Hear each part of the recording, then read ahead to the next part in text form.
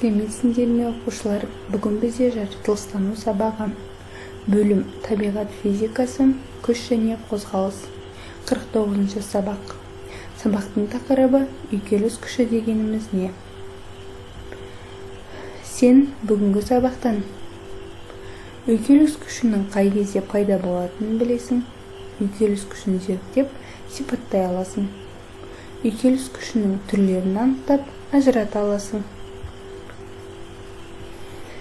Оқушылар, үйкеліс күші дегеніміз бір дене екінші дене бетімен қозғалған кезде олардың қозғалуына кедергі келтіретін күш үйкеліс күші деп аталады.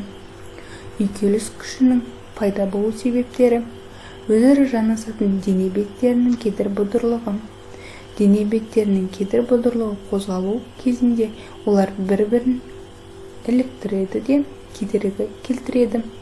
Денелердің өзара жанасу нүктелерінде болатын молекулааралық тартылыс жазықтық беті анағұрлым тегіс болса, екі дененің молекулалары соншалықты бір-біріне тартылады. Ал енді балалар, үйкеліс күшінің түрлеріне тоқталайық. Үйкеліс күші үш түрде болады: домалау үйкелісі, тыныштық үйкелісі, сырғанау үйкелісі. Ең алдымен тыныштық үйкелісіне тоқталып кетейік. Тыныштық үйкелісі: егер денелер бір-біріне қатысты тыныштық қалпын сақтаса, олар тыныштық үйкелісі деп аталады. Үстелде кітаптың, сөмкенің бір қалыпты жайында тұруы бұл тыныштық үйкелісіне. Сырғанау үйкелісі: бір дене екінші дененің бетімен сырғанаған жағдайда сырғанау үйкелісі пайда болады. Суретте көріп тұрғандарыңдай, шаңғысы шаңғымен қардасып сырғанаса, бұл сырғанау үйкелісіне жатады. Домалау үйкелісі: дөңгелек денелердің айналуы жағдайында домалау үйкеліс күші пайда болады. Бұған біз машиналардың дөңгелектерін, дупты жатқызамыз. Оқушылар, сендер білесіңдер ме? Ежелгі адамдар ағаш таяқшаларды бір-бірімен үйкеп, өздеріне қажет кезде от жағуды үйренген. Оқушылар, сендер қолдарыңды бір-бірлеріне қойып үйкеп көріңдер. Сендер не байқадыңдар? Қолдарының жылып қызарғанын байқадыңдар. Демек бізде үйкеліс күші қыздырады. Суретте әр суреттегі үйкелістің түрін атаңдар.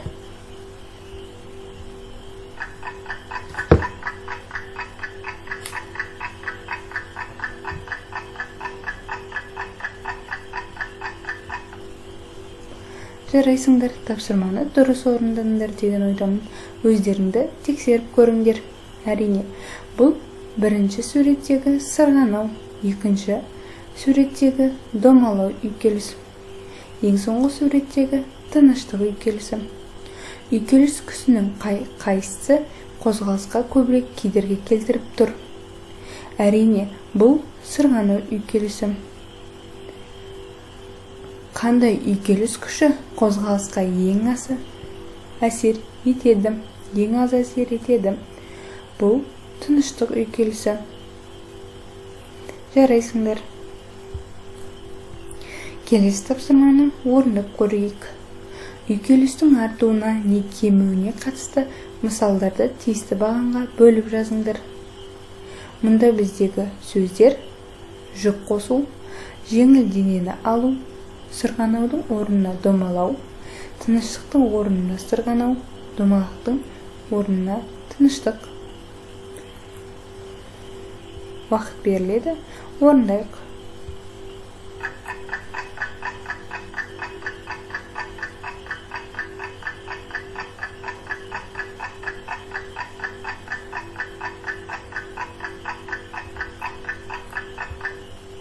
Жарайсыңдар, өзімізді тексерейік.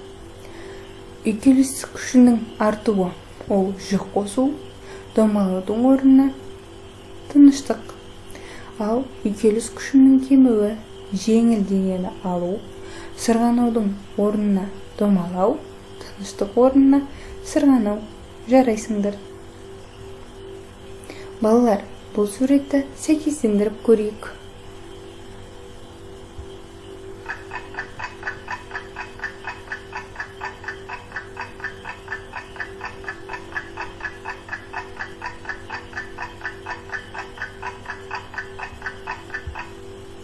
Жарайсыңдар, өзімізді тексерейік.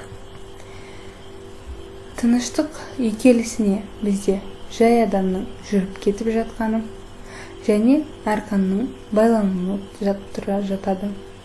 Сырғанау үйкелісі бұл белгілі бір адамның ауыр затты қозғалтып жатуы және адамның сырғанап кетуі. Сырғанау үйкелісіне жатады. Жарайсыңдар.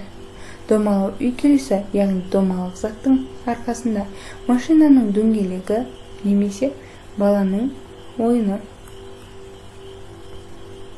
Сау болыңдар, балалар. Келесі кездескенше.